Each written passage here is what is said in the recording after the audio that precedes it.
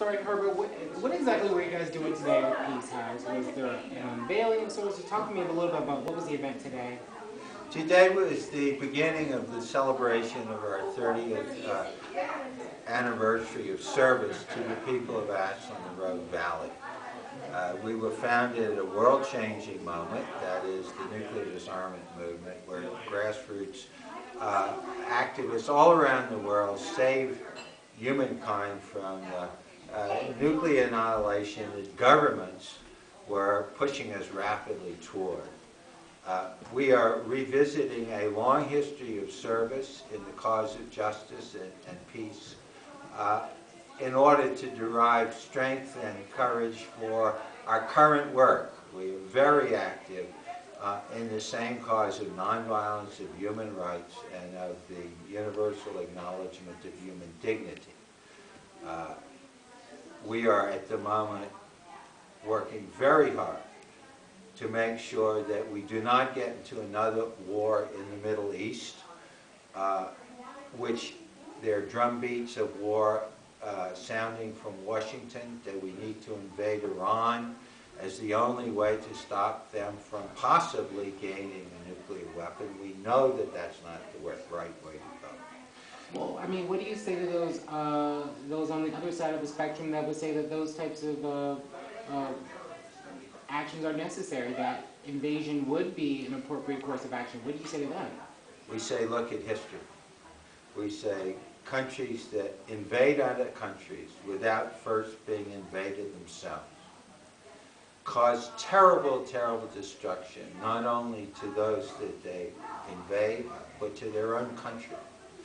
If anything, the 2003 invasion of Iraq should have taught us is that those problems, or indeed imagined problems, because there were no weapons of mass destruction in Iraq, could have been resolved at much less cost to human life and to treasure by using processes of mutual understanding and negotiation.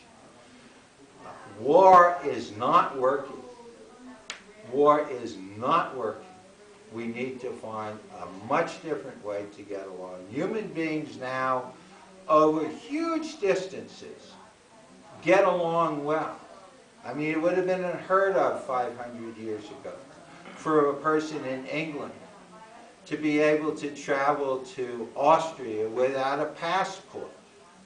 But now people have learned that war is so detrimental, and peace and cooperation, mutual understanding are the way to go. It is a wonderful movement in the consciousness of the human race that war is so detrimental, and that cooperation and peace are the right way to go. Well, how practical, in your opinion, is nonviolent or just casual conversation and discourse and negotiation? I mean, because to some extent, I mean, those things have not worked. And so what options are left? Indeed, they have worked. Not in all cases, though. Not in every case.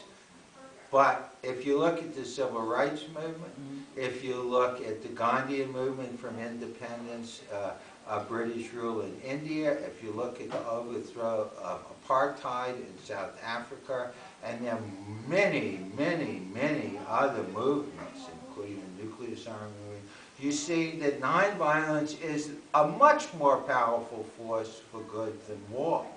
Indeed, the record of war is atrocious. War rarely accomplishes anything to celebrate. And what we need to understand, and when we wave our flags and send our young men and women off to war, is they come back terribly, terribly damaged. And we are responsible for that. And we have to stop sending our young men and women off to fight in wars that serve the purposes of a very few people. And they don't bear much looking into, let me say.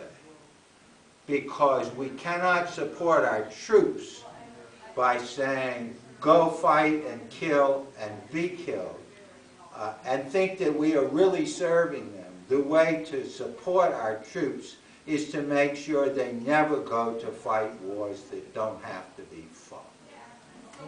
Herbert, thank you.